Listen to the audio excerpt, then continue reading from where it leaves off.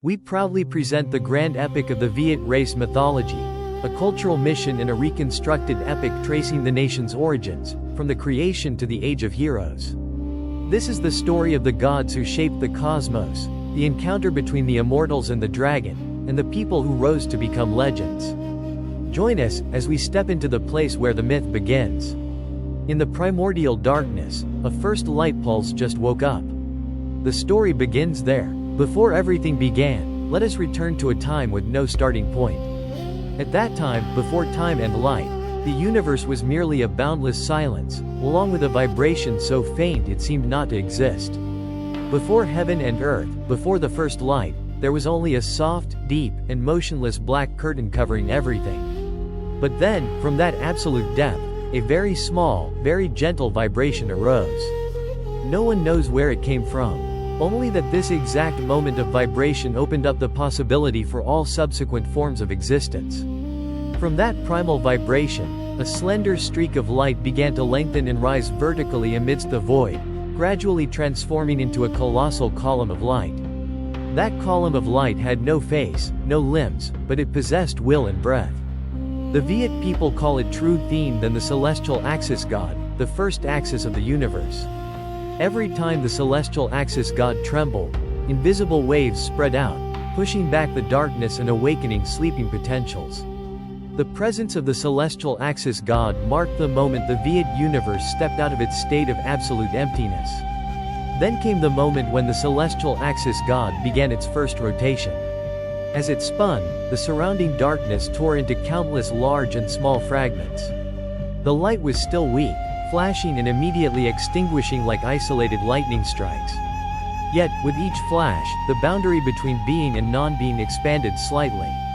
The universe was no longer a complete black mass, but a space being divided and shaped.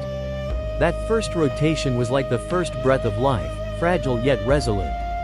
When the celestial axis god rotated for the second time, the movement became stronger and more regular. The energy masses separated, forming two main currents. Light essence rose upward, and heavy essence settled down below. Although they had no name yet, the seeds of heaven and earth had appeared. The first mists, the intermingling flows of clear and turbid essence, created a scene both vague and majestic. The Viet universe gradually became layered, with a higher place and a lower place. By the third rotation, the celestial axis god not only spun but also vibrated, forming sweeping spirals. As a result, the energy flows were no longer chaotic but began to follow definite orbits. Some areas became warmer, others colder, some clearly bright, others still submerged in gloom. This was the moment the first principles of order emerged. The universe from here on did not just exist, but had rhythm and structure. When the final rotation cycle was complete, the light from the celestial axis god flared up and gradually melted, blending into the newly formed atmospheric layers. That axis entity did not disappear, but merged with the cosmic framework. The body of the celestial axis god became the invisible backbone of heaven and earth. Its role was complete. From absolute emptiness, the Viet universe now had the foundation for all subsequent forces. And then, the lingering light remaining after that final radiance gathered at the highest layer. In the purest essence, they condensed into a new entity, not an axis, not a pillar, but a will. That entity is the celestial emperor, Thien De. He was not born from earth or sea, but from the very concept of cosmic order. The celestial emperor took the power to regulate the atmosphere, establish the immutable laws, and prepare for the next phase of heaven and earth. When the foundation of heaven and earth was set, the celestial emperor began to awaken. That awakening marked the moment order was established more clearly than ever, and simultaneously, the moment chaotic forces were pushed to the fringes of the cosmos. From here, a new era opened, the era of the spirit monsters. Looking down at the newly formed universe, the celestial emperor saw that the sky essence was layered but still chaotic. Therefore, he began the work of organizing the celestial realm. First, he divided the heavens into layers, each layer having a separate task. A layer for drifting clouds, a layer for holding the sunlight, a layer for containing thunder and lightning, while other layers held rain and wind. When everything was distinctly divided, the celestial emperor issued the first rules to control nature. When the rain should fall, when the wind should rise, and when thunder was allowed to sound. From then on, the celestial realm had discipline, and natural forces no longer behaved arbitrarily as in the primordial times. However, whenever order was established in one place, elsewhere, fragments of energy unwilling to follow the law were compressed and drifted toward the dark fissures between the atmospheric layers. In those hidden corners, wild energy currents gathered, not bright enough to become gods but also not dissolving into the void. They grew silently, awaiting their moment to rise. The celestial emperor knew of their existence, but he left them at the borders of the cosmos. Because the universe cannot be solely about order while lacking challenge. From one of those dark fissures, near the deep forest region later on, a winding current of essence attached itself for a long time to the shadow of a wild fox. Over time, shadow and essence blended, and the fox gradually gained wisdom and the ability to transform. It was no longer just a hunting animal, but became Ho Tin, the fox spirit, the spiritual entity that perfected the form of the fox. The fox spirit possessed a captivating beauty, its steps as light as smoke, its gaze sharp as a thin blade. It symbolizes the transformation, illusion, and unpredictable side of nature. Also in another land, where the future ancient forests towered, a great ancient tree had stood since the universe first took shape. Its roots clung deep into the earth, and its canopy reached the highest layers of the atmosphere. Through the years, that tree absorbed every cosmic change, lightning, sun, rain, and storm. When enough energy was accumulated, that great tree suddenly awakened, becoming Mach Tin, the tree spirit. The tree spirit's body was solid, its branches like giant arms, capable of both sheltering and striking down any creature that dared challenge it.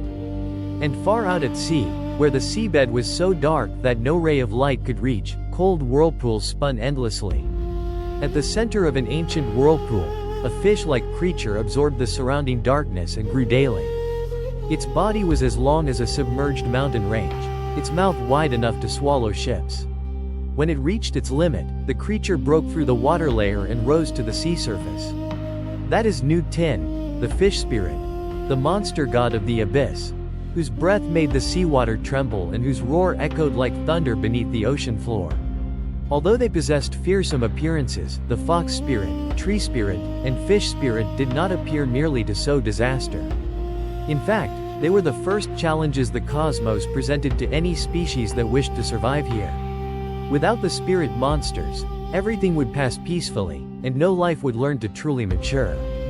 The spirit monsters are the fierce face of creation, a reminder that power is only meaningful when humans confront danger. The Viet universe, from its very beginning, accepted the coexistence of order and chaos. In those long periods when no human or dynasty existed, only nature, spirit monsters, and heavenly law operated silently. The fox spirit moved freely through the deep forest. The tree spirit slept and woke to the rhythm of storms. The fish spirit churned in the deep ocean. The celestial emperor observed everything from afar, without interfering. That era was like the universe's tempering phase, for all necessary forces to be born and tested, before a new species prepared to emerge and receive a greater mission. When the order of heaven and earth was established and the spirit monsters appeared one after another to test the world, within that cosmos, the primal gods also gradually took form. And it is from here that the story of the harmony and opposition between the dragon and the immortal, two great forces that would give birth to the Viet people, begins. In the place where the vast ocean had become deep and wide enough, a current of deep blue light surged up from the seabed in waves, like the ocean's breath. From that light current, a figure half dragon, half human gradually emerged. That was Lac Long Quan, a descendant of the ancient dragon race. He bore the might of water, of great waves, and of sea mist. Every step Lac Long Quan took caused the tides to recede and then surge, leaving behind new alluvial plains. His presence indicated that the era of the sea was no longer just a dwelling place for monsters, but also the origin of a sacred lineage preparing to be established. Also at that time, in the atmosphere, where the purest essence gathered, a female figure gradually condensed. She bore the white color of clouds, the gentle light of the new moon, and the warmth of the early sun. That was Oko coming from the sky essence and the quintessence of the purest things from above. With every step she took, wildflowers bloomed, and strange birds flew to greet her. Oko is the embodiment of fertility and the abundant life mock granted by the heavens. One day, when the sea waves receded deeply to reveal a long stretch of land, Lac Long Quan stepped onto the shore. At the same time, Oko descended from the high mountains. They met at the place where the sea met the foot of the mountains, where the wind carried both the salty taste of the ocean and the faint fragrance of the forest. The moment their eyes met, neither of them was surprised. Instead, there was a very natural feeling of recognition, as if in the will of the cosmos, this meeting had been predestined. There, the axes of the sky, water, and essence had found their intersection point. The love between Lac Long Quan and Oko did not come quickly. It grew over the days they traveled together across rivers, streams, mountains, and coasts. Lac Long Quan taught Oko to hear the language of the waves and understand the nature of the sea. In return, Oko taught Lac Long Quan how to listen to the wind and feel the silent rhythm of plants and trees. That love was not just the harmony between two individuals, but also the connection between two great forces: the deep water and the light, pure sky essence. This very harmony conceived a new lifeline for the land of Viet. Then, when their love was complete, Oko gave birth to 100 egg sac. This was not a strangeness according to common law, but the manifestation of a cosmic principle. Within the sac were 100 different essences, 100 personalities, 100 different potentials, all variations of the dragon immortal combination. The 100-egg sac was placed in a peaceful area, shielded by mountains, supported by the sea, and covered by the sky. Over time, the 100 eggs cracked open one by one. Each child born was healthy, their eyes bright, and their demeanor distinct, but all possessed an extraordinary character. They were not gods, but they were not ordinary humans either. They were the Bok Viet, the first foundation of the later Viet people. When the 100 children had grown up, Lac Long Quan and Oko knew they could not live forever in one confined area. Therefore, they decided to divide the children. 50 children followed Lac Long Quan to the sea, where the waves were their home. The remaining 50 children followed Oko up the mountains, where mist and deep forest enclosed them. This parting, though painful, was necessary for the 100 lineages to develop according to their nature. From that moment of division, two different lifelines of the Viet people were born. In the mountains, those who followed Oko blended with the forests, streams, and stones. By the sea, those who followed Lac Long Quan lived with the tides, great waves, and the vastness of the ocean. Despite the distance, they shared the same root, the same sac, the same dragon immortal origin. And from that, the foundation of the Viet nation was placed upon diversity yet unity. Over the years, those 100 children established countless tribes throughout the south. Wherever they were, they carried the story of their parents, the 100-egg sac, and the sacred origin of the nation. The name Bok Viet spread across the land, like different branches spreading from the same great tree named the Viet race. From that 100-egg sac, the dragon immortal bloodline gradually matured. And when the children of Oko and Lac Long Quan had taken root throughout the mountains, plains, and sea, the time came for them to build a community of their own. It was in this context that the Hung King era opened, an age marking the moment the Viet people stepped out of dependence on the primal gods to independently build the first nation in history. Among the 100 children, the eldest brother was honored as the leader, establishing the nation's name as Van Lang. He took the title Hung King, the first king of the new country. Van Lang became the place where humans, land, and social order were first collectively called by one name. From here, the Viet race was no longer just scattered groups wandering everywhere, but had a common home to gather and develop. Van Lang stretched across a region that gathered all the elements: high mountains, long rivers, fertile plains, and proximity to the sea. The mountain people continued to live with the forests and stones, the river people were familiar with boats and rafts, and the plain people sowed rice seedlings and grew rice. Under the Hung Kings, these three worlds, mountain, river, and plain, were no longer separate, but merged together like three different facets of the same soul. Society under the Hung dynasty was primitive yet full of life. The Viet people began to know how to sow according to the season and harvest according to the rain. Terraced fields appeared in the mountainous regions, while wet rice fields stretched across the midlands and plains. Villages formed, and customs and practices gradually took shape. People knew what should be done and what should not. They knew how to respect heaven and ancestors. They knew how to preserve the sacred rituals passed down from generation to generation. To govern a vast land, the Hung king appointed officials such as Lak Hao, and Lak Tuan, entrusting them with managing specific regions. Thanks to this, each tribe had both the right to self-govern according to its own customs and the obligation to follow the common law of Van Lang. Ceremonies to worship heaven and ancestors were held regularly to remind everyone of their common origin and their connection with heaven and earth. The Hung King dynasty did not stop at one generation. When one Hung King passed away, the successor would again take the title Hung King, continuing to rule the nation. Thus, the title spanned 18 generations, becoming the symbol of an entire era. Under the shadow of kings bearing the same title, Van Lang possessed both the form of an organized kingdom and the spirit of a young yet vital tribal civilization.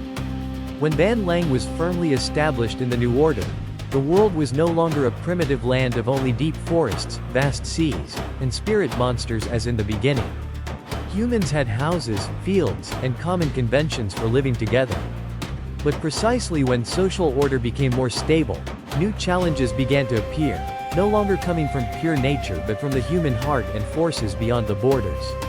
In this context, extraordinary people stepped out of ordinary life and were gradually honored by the folk as deified heroes, living gods in the Viet consciousness, later collectively known as the Four Immortals, Tu Bat Tu. First is the story of a strange child in a small village. 3 years old yet still unable to speak or laugh, seemingly nothing special. Yet, upon hearing news that the northern invaders were approaching, the child suddenly stood up, raising his voice to ask the king for an iron horse, iron armor, and an iron whip. With a single stretch, the boy transformed into a colossal warrior. That was Saint Jiang, Tan Jiang. He rode his horse across the village fields, defeated the enemy troops, and when his whip broke, he pulled up bamboo trees by the roadside as weapons. Once the enemy was vanquished, Saint Jiang urged his horse up the mountain and flew straight into the sky, leaving an imprint on the folk memory. A village child became immortal, becoming the first symbol of the power against foreign invasion. Then came the story of the two gods possessing the might of two opposing natural forces. Sun Tin, mountain spirit, and Tui Tin, water spirit. When King Hung sought a son-in-law for Princess Mi Nun, both came to propose. The contest was determined by the marriage gifts, and Sun Tin arrived first. Tui Tin, defeated, became enraged, raising the water level to cause floods. From then on, every year, the water spirit raised the water to attack the mountain spirit, while the mountain spirit piled up mountains to resist. That story became the way the ancestors explained the annual floods and the eternal battle between mountain and water in the land of Viet. Alongside that is the story, both simple and profoundly humanistic, of Chu Dong Tu and Tien Dung. In a peaceful bend of the river, lived a poor young man with only a single loincloth. When Princess Tien Dung unknowingly moored her boat where he was hiding in the sand, prejudice did not lead her to shun him. Instead, she chose to accept and love him. They married, and later met a hermit who gave them a divine staff and hat. Eventually, both left their affluent life to follow the path of spiritual practice, choosing inner awakening over authority. In the folk heart, Chu Dong Tu became the hero of love and spirituality. And in the mountainous ranges of the northern Midlands, another god also emerged from that era. Tan Vien Sun Tan, Tan Vien Mountain Saint. The god who governs Mount Tan Vien. He controlled the mist and mountain winds, shielding the people through storms. Not just the victor over the water spirit, Tan Vien is also the symbol of stability, of the balance between humanity and nature.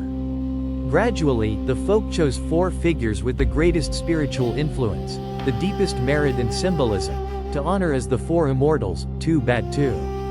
They are Saint Jiang, the power against foreign invasion; Sun Tin, the resilience against natural disaster; Chu Dong Tu, the path of spirituality and love transcending barriers; And in many places, the Viet people also honor Mao Lu Han, the symbol of the mother goddess religion and the vast protection of the sacred mother.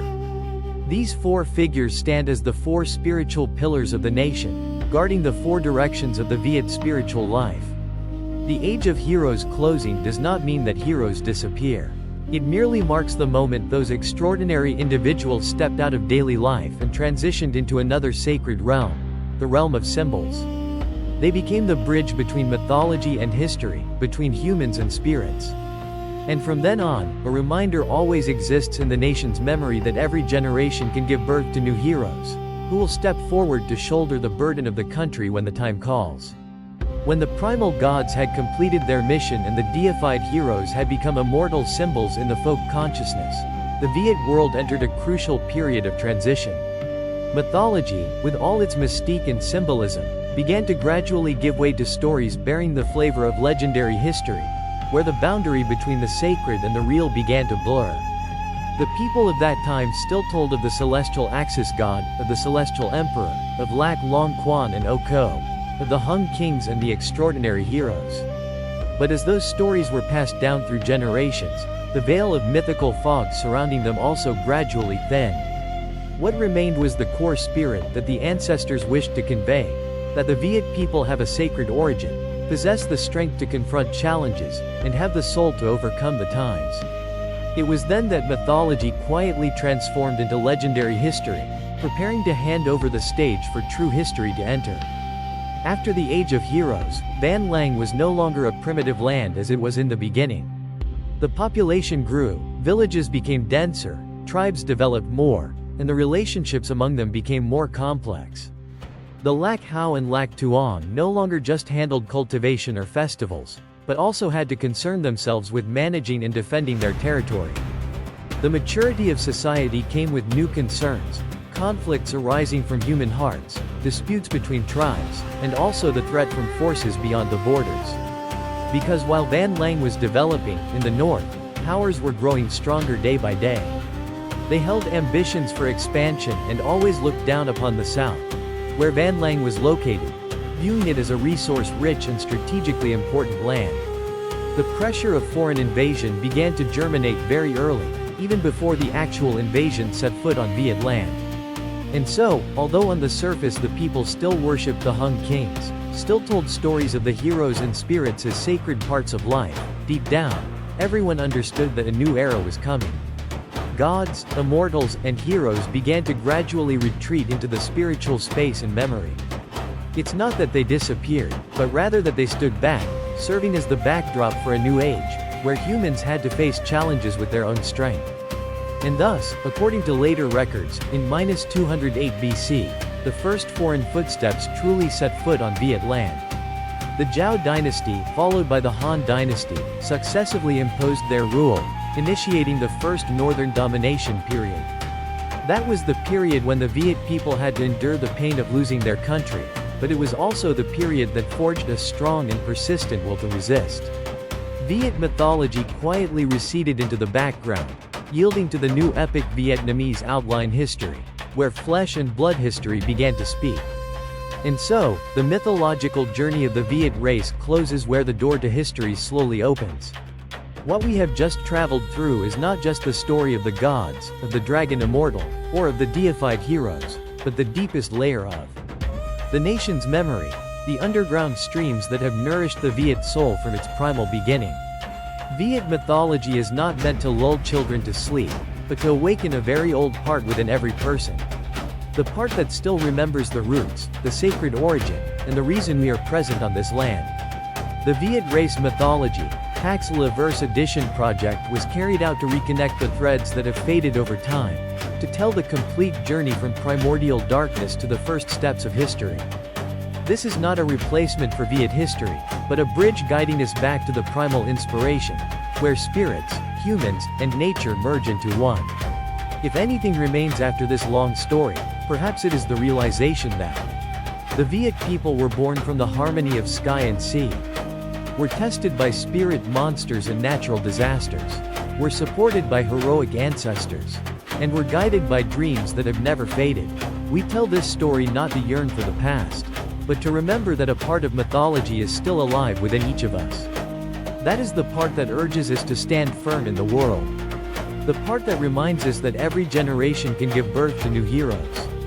And the part that rekindles the fire passed down from the ancestors, a fire that should never be extinguished in the darkness. The mythological journey closes, but the fire of the Viet race continues to burn.